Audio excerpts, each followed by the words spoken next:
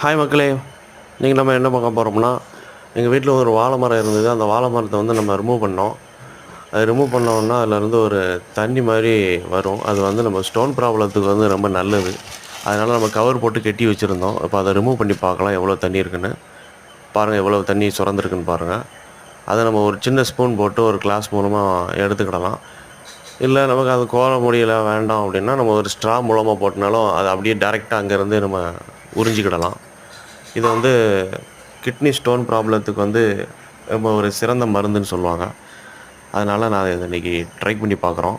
மறுபடியும் நம்ம அத எடுத்துட்டு தண்ணி மறுபடியும் சுரக்கிறது அப்படின்னால, அதே மாதிரி கவர் போட்டு நம்ம அத மறுபடியும் மூடி க்ளோஸ் பண்ணி வச்சிட வேண்டியதான்.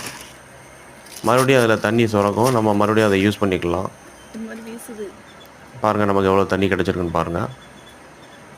வீடியோ பிடிச்சிருந்தா லைக்